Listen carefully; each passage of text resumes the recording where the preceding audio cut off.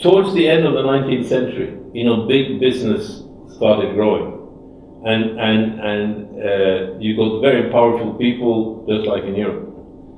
And there was a really intellectual turnaround against big business in the 1890s. You got the antitrust laws, and you got an economist by the name of Thorstein Veblen, who was born in the United States in 1857, but his parents had just got there from Norway. And he wrote an incredibly influential book called The Theory of the Leisure Class in 1899, where he made fun of the wealthy Americans, how stupid they were with their money, it was extremely ironical. He was killing the upper class by making fun of them. And he had a theory of the good things in capitalism, which was idle curiosity, not for-profit curiosity, like the children playing on the beach, and finding things. And then you had the instinct of workmanship. That there's an instinct in the human being of producing quality things. He thinks this was an built-in thing with human beings. And then something he calls the parental bent. And the parental bent had nothing to do with being a parent, but it had to be being part of a society, small family, big national society. So these were the positive things of human beings. And then there was a predatory instinct. And the predatory instinct was having something for nothing, was reaping where somebody else had sown. It was like parasites on society. And I think the best picture of Veblen was that somebody said he held up a mirror to American society and said, "Hey, you guys, you're becoming just like the feudal society that you left. Pull yourself together. This is not creating a new kind of industrial feudalism is not what we want." And Veblen was incredibly important, and he's worth. He's difficult to read because he uses very difficult words, but he's useful. He's a useful character. So, what should we say about the Ukraine? If we say what are the influences of the Ukraine, and I know very little. But there was a suggestion from a gentleman who isn't here today. I don't think he isn't here. But I thought we could discuss that. Well, from my very superficial knowledge, you have, Norway is extreme periphery. And we didn't have any influences. Norwegian Vikings discovered America, and they came to Kiev,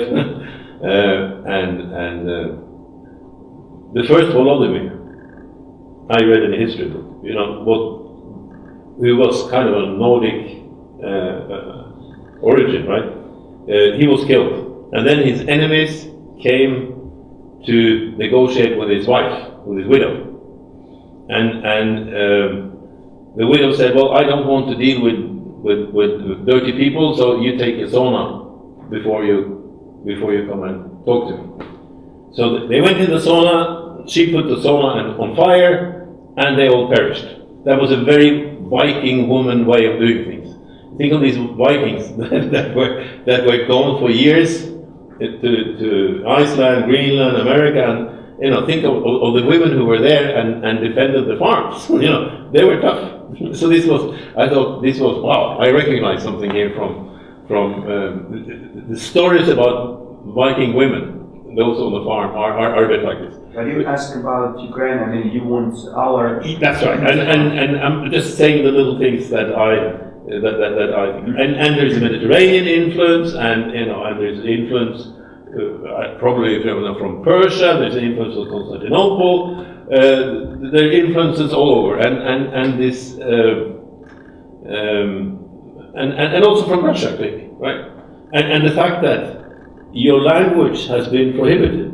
When was it? First time by Catherine in 1752 or 53 or something like that, and then again by Stalin. You know, this is something that really puts a mark on the nation, right? That somebody is trying to destroy your identity in a sense, right? So I don't know, Victor, could you perhaps lead a small discussion on this? You know, what is it? Or I'll ask Vladimir Panchenko to lead, if I may. I think everybody can give his input into this. I would like to tell that what you offered as this frontier, nevertheless, Ukraine used to be frontier itself all the time, but we were not organizing the frontier. So this is considered to be the main problem of Ukrainian mentality, that we have not went through physical expansion. We have not, we didn't have physical expansion on land like Americans.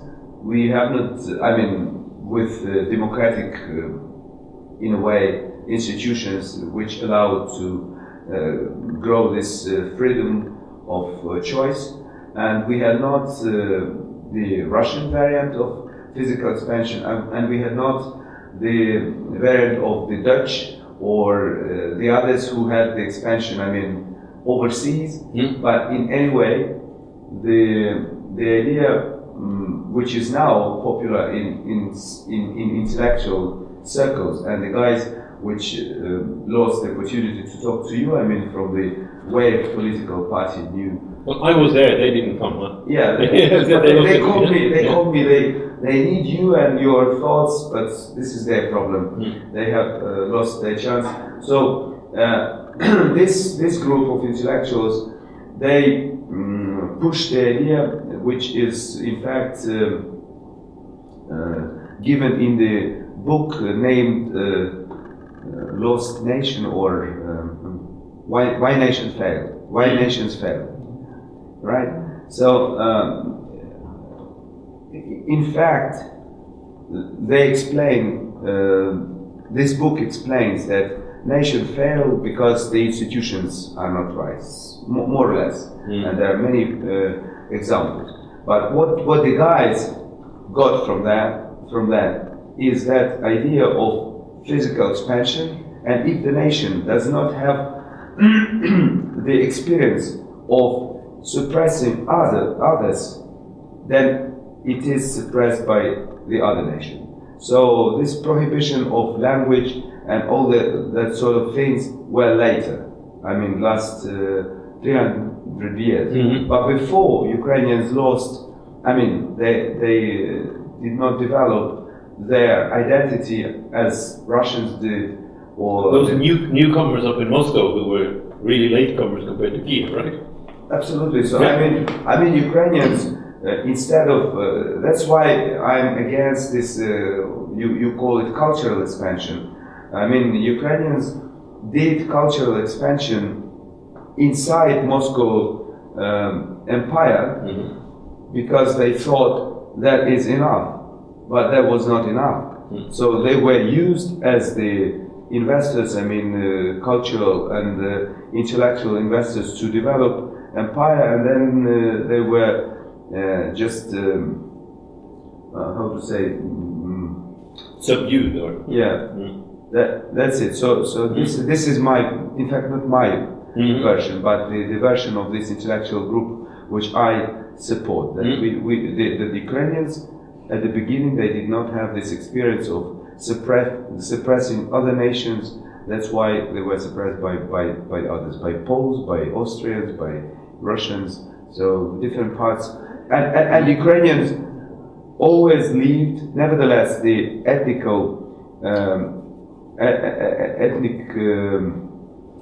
status is different. I mean, different ethnic groups mixed here, but the nation itself was at the same place, never expanded. So there was always from Danube to Volga, from between those rivers, these nations stayed. Whatever it was, with Tatars mix or with the Mediterranean mix, but nations were melting here, never expanding, I mean physically. So. And often one explanation is for problems is a lack of physical borders, like Poland, right? Lack of natural borders. And how are you doing in terms of, so you have borders in the east, natural borders east and west, or but not north and south, or? No, they explain about mountains. So if you have a mountain as a border, or the sea, or the sea. Yeah. So this is we never had the border between Moscow Empire and Ukraine. So that was easy. And this is an explanation for countries that become very big and then shrink again, like Lithuania and Poland. This is so that the geography also clearly matters. Well, that's. But also Lithuania. If we talk about Lithuania, the principle of expanding this kingdom was not the imperialistic. That was not the empire, because they included the nations like the Habsburg Empire, like Austrian Empire. So it's very weak. So the nation does not have the experience again with Lithuanians. They do not have the experience to suppress others. That's why they suppress their own nations sometimes, like Russians. But the main thing, they do not have the experience to keep this together. So they collapse at the moment. Some other comes, but maybe the others should talk about it. Somebody who has not yet spoken. But what about the psychological traits? Maybe some imminent traits of the nation, and whether we can change or push the boundaries, and whether we have some bottlenecks on this side. Yeah. Yes. I just wanted to talk about one thing in Ukrainian spirit or mind. We cannot satisfy with half measure of freedom. We need to all freedom, full freedom, and that's why we built first in the world anarchist country of National Makhno, and it has rules with military state of Cossacks, where there was democracy, but they cannot organize it in some political structure, because this freedom was so big, and it goes out of any measures. So we cannot satisfy with European compromise democracy. We need to all of them. And we saw this in Maidan, Euromaidan. It was like an explosion of freedom, where people self-organized then, and they don't need some much power. So some anarchist things that can destroy also, not creative, and it's very. Yes, this is one thing I thought about last time I was here. I was interviewed by two young women from a magazine, and it struck me that these people were, libertarians in the United States. They hate the state, but they love business. Right? But here you had a slightly different version, where people, the heritage from the Soviet system is that private enterprise is bad. So if you combine that with American neoliberalism, you get a kind of anarchy, a kind of liberalism which hates both business and the state. And there is a little bit of that in the US. They're starting to talk about the very far right corporate welfare. If the government helps the business, then it's called corporate welfare, and that's very bad. And the American Senate managed to close down the export-import ban, right? And this is, because they hate everyone except one individual, right? Except yourself, and I think that's an interesting aspect, and that made me think about Ayn Rand and the origins of neoliberalism, that she actually studied at the University of Petrograd in 1915 to 20 or something like that, which was a period of anarchy, right? And of course, anarchy is an interesting political movement. Russians reportedly Russians. That's right. And but you know, we said there's a political line from right to left, but in a sense, it's a circle, because the anarchists are very similar. The anarchists to the right and the anarchists to the left are very similar. And of course, to me, they're a big threat. I mean, it is very inconstructive. So, but what do you say, Victor, about the psychological things? You know, Norway was united in the year 872, and the losers went to Kiev and to Novgorod. These Norwegian kings who lost the battle for when the kingdom was united. And then, with the Black Death, there were so few of us, 400,000 or something, that we came and the royal family died out, and we came into Denmark for 400 years, which typically in Norwegian history is called the 400-year night, because so there is this myth that the Danes were awful to us. That's not really true, but it's a nice myth to have for nation building, right? And then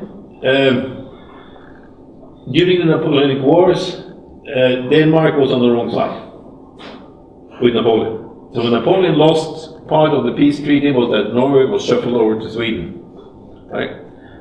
Which was the kind of the arch enemy, because when we were in Denmark, Sweden at one point actually cut Norway in two, in the middle where it's very narrow, right?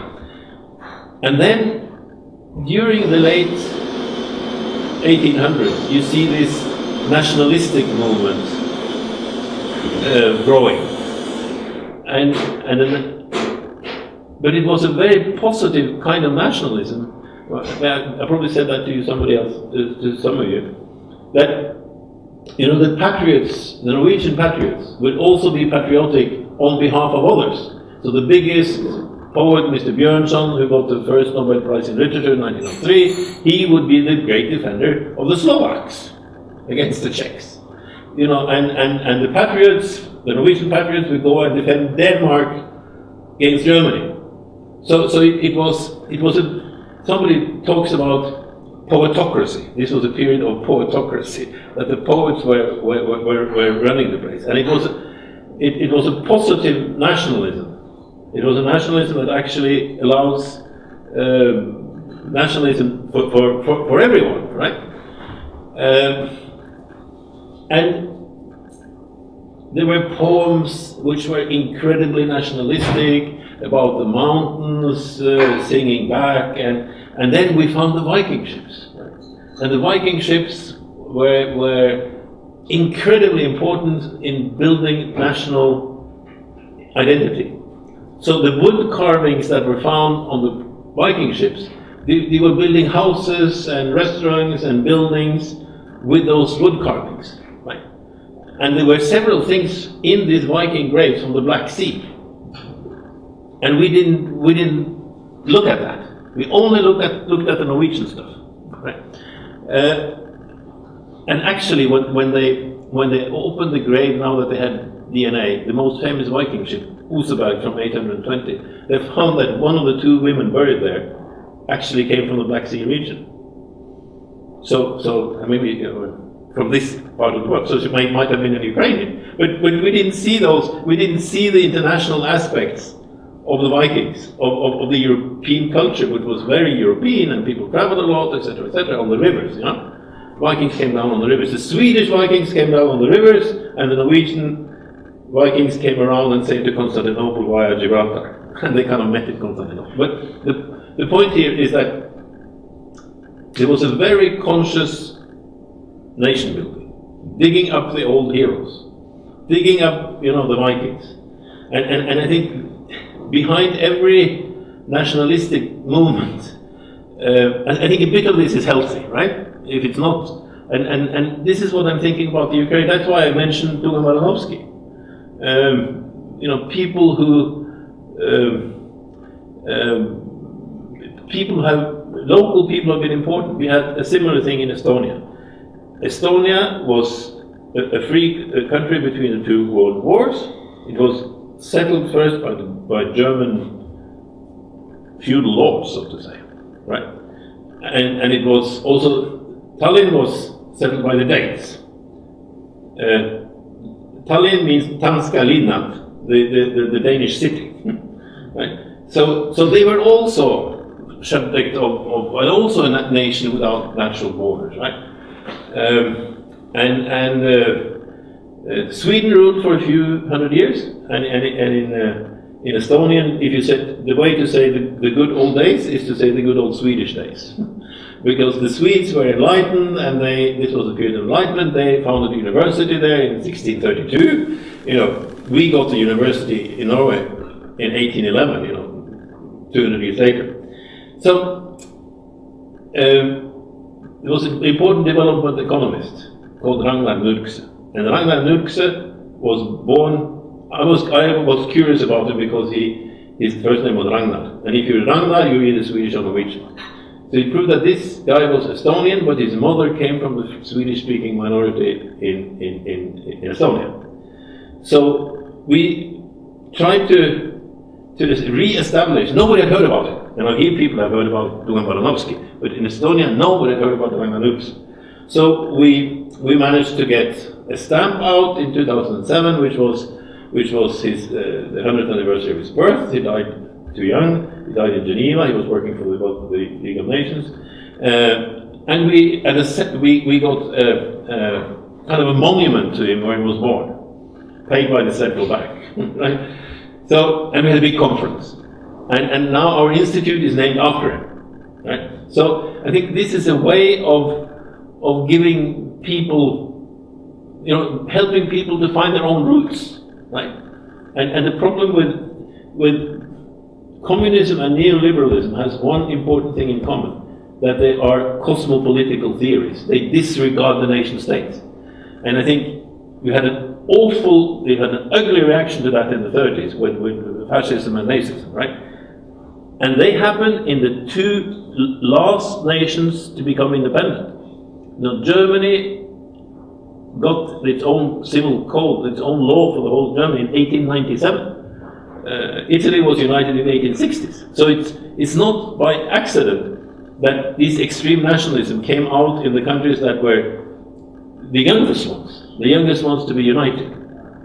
So what I want to get at, and one of the reasons for talking about the United States is well, how can we? I think every nation, there's a possibility to dig out the best things and create an identity around it. And of course, I don't know, because I don't know the language, I don't know how much there is of this, but there's probably more than I know. But I think in terms of economics, it would be a good idea to look at his ideas, because he was into cooperatives, and this is probably, what are you going to put instead of huge, if you sell the land to the Americans or to somebody, to the Koreans, I think you must not sell the land to foreigners, right? And wheat is probably not a good idea for cooperatives, but a lot of crops are, right? So bringing to Baranovsky back the 3 years until this anniversary of his passing away. So that's just one idea. There's one idea, but it seems to me that this is what you need against Russians and against the Europeans. And this, just to finish, I think it's Europe. The European Union has received you in a very bad way, because they had a chance to save you from the Russians by making you wealthier, like the Marshall Plan, and they haven't got the message at all. So I think if there's something that we should try to communicate is to the Europeans that they're making a big mistake, right? And there was a gentleman at the forum who came up to me and said that his company, which was a research company, had made a list of 400 products that could easily be produced in the Ukraine. That would be an extremely useful list. I gave him my email, but I didn't get his. Maybe you have an idea who it is. Because, you know, we have to get production started, and I have this, remember my idea about the poultry business and the bush legs in Russia. That was a big success. How can we do similar things? You know, wheat and spaghetti, you know, selling wheat and buying spaghetti back. What can we do there? Yes, you first, I think. Yeah. What will we first?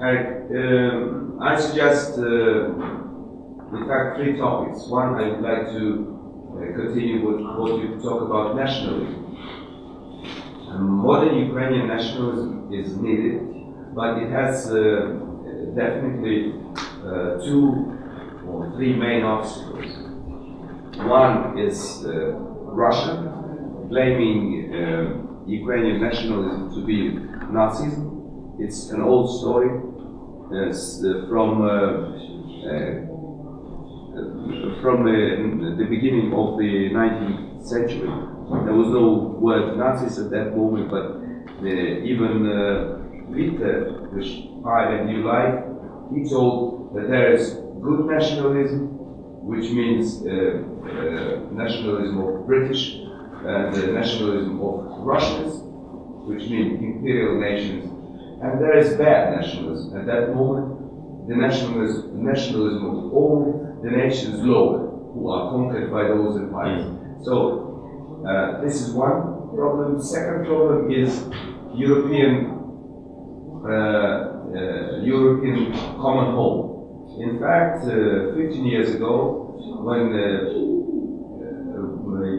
European community still to become one nation, to become one Habsburg empire with different communities, with different smaller nations, they did that. They tried to do that for the European, for new members, and also to try to do something for old members, and they also tried to do that for Ukrainians. And they put deep roots here with liberal society that we don't need consolidated nations, but we need just the communities, thousands of communities which are controlled through Brussels. So now the idea to do anything from Brussels disappeared. So there's always this idea. That was a neoliberal idea. Yeah, but it stopped. It existed, but still in Ukraine the roots are still growing. That we don't need the consolidated nations. So that means we don't need modern nationalism. So this is the other problem, and the third problem to develop that, which I agree with you, with Tugan Baranovsky, but with other heroes on local level and on central level, there are lots of them in history of Ukraine, and it could be developed everywhere. The third is globalization itself, which goes not from Europe now, because Europe was more or less concentrated on that idea that you have communities, you have small groups, and we just work with them like we did that in Poland with different regions of Poland. So globalism also does not like that, and also the global groups, they treat any roots of growing self-independence or self-respect, they call them immediately. They call them to be very negative. And the last thing, even the small nations like Poles, they try to break it. For example, we have a very bad case with the disaster of mass killings of Poles by Ukrainians in 1943.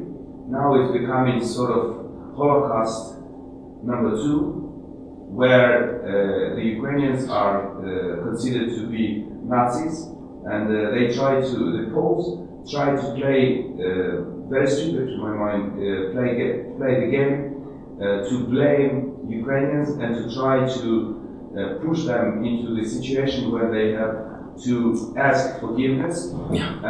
So in any case, Poles try to organize their Holocaust scenario. I've seen it in Kiev today. That it's So that means they increase bad nationalism. That's right. Because I have a good Polish friend in Norway who's a medical doctor. He's been living in Norway for like 30 years. And he says that Polish nationalism is so ugly because it has been suppressed so long. Right? So what you get out now is all, and he says, perhaps it's best that it gets out to get some air into the room. But this is, xenophobia is the opposite of the nationalism that I'm in favor of, right? The 19th century nationalism, which is that everybody has the same right to be nationalist, right? And the xenophobia that you get from the Poles here is awful, absolutely. And it, in Brussels, I'm sure they deeply regret, getting Poland in there, because that nationalism is felt very, very much in Brussels as well. So it's that's a big problem. And how do you fight back? It's possible to fight back because there is a need to do the more studies in the archives to show that this disaster was the consequence of 20 years of war between Ukrainians and Poles. So there is a ground. So from the beginning of Pilsudski, from coming of Pilsudski to power, there was all the time the war, hidden war between Ukrainians and Poles. So they killed each other all the time, and then after the situation changed, when there was why it happened. I don't want to take too much time, but just to finish, I have two other offers that we should. Yeah, I also have a plan. Okay. Yeah, but not for later, after this. So to finish with that, so there is a possibility, but this is also a bad thing because the last partner in Europe, Poland,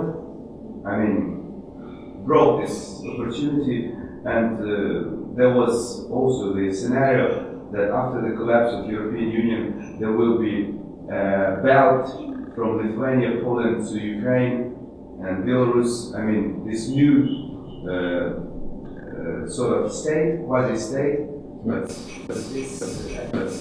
I doubt this would be possible. But I also would like to discuss with this, if you have time in your plan, Euroscepticism. What is the possibility whether to think about that, and also your opinion about IMF and all those institutions we discussed. It's a question. Yeah, but you, just as a parenthesis, you mentioned Belarus, right? MIT and Harvard, one professor at Harvard and one at MIT, made an atlas of complexity. So their idea was, back to Antonio Serra and Voltaire and these people, that what creates wealth is diversity of economic activities. Okay? So they made this atlas of complexity. And Norway, the newspapers started to call it because Norway got a very, very low score. And that was because the oil business had killed a lot of other businesses, which was nasty. But guess who almost got the top score? Belarus. And maybe Belarus is the example that having an inefficient manufacturing sector is much better than having none. So it's I've never been there, but I think it's an interesting, if you try to forget about the political system. That's not what I want to talk about, but the economic structure of Belarus, that's worth a study. Absolutely, moreover, their GDP per capita 2 times higher than Ukraine. So that way, if we manage to separate the economic from the political issues, that in a way is the proof of the pudding of the failure of the last 25 years here, right? I think this is, so that's something we should try to to find somebody who knows about it. I just want to.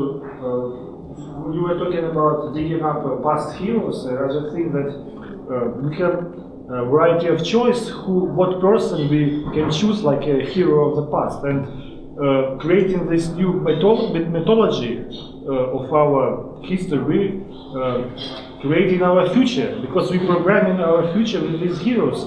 And in Russia now, they creating their methodology with Stalin on the top, but they could choose like Vita or someone else, and they are programming their future with these heroes or great persons. And for example, if we choose Ivan Baranovsky, his cooperative ideas and others, this how we can like choose of our picture of future. And the Russians could choose Chianov, who is probably, I'm not an agricultural economist, but agricultural economists tell me that he was the one who understood how the different crops should be organized. He really understood agricultural economics. But he's a Russian, so we don't want to talk about him. But Kondratiev, the student of Ivan Baranovsky, could also be a hero in understanding capitalism. But let's leave that and talk about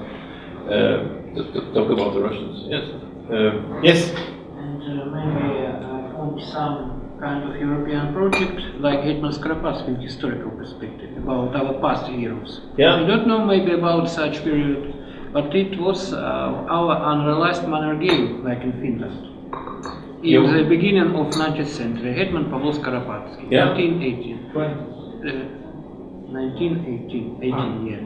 And it was our Ukrainian kind of manner game, but according to some historical and geopolitical aspects, we can't realize in such kind, not neoliberalistic, not communistic, but sound European society like Finland and like German with industry.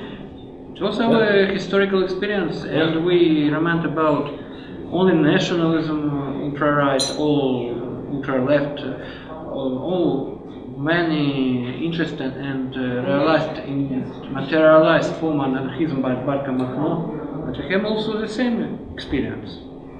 And democracy, good example of. And also the story about. We have different civilization projects. And the ethnic groups that never got their nation state, like the Tatars. This is. I had a student in Yekaterinburg about 8 years ago. I was teaching there, and he was a Tatar, and he a brilliant young man, and he wanted to write the history of the Tatars. He was a blonde Tatar, and this is something that Western Europe, because of the Iron Curtain.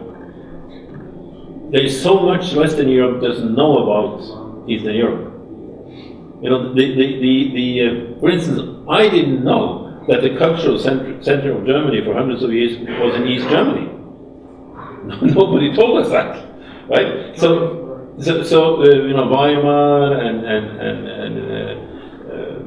Gotha and these cities. This was the cultural center of Germany, but we didn't know. So there is also an educational job to be done with the rulers in Europe, right? Everything they don't know, and I think this is something we should also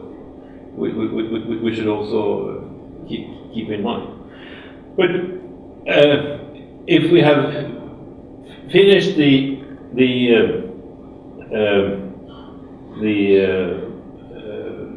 discussion about nationalism, I don't know how far we can go, because I'm very ignorant about it. I'm just saying that there's a good nationalism and there's a bad nationalism, which is xenophobia, right?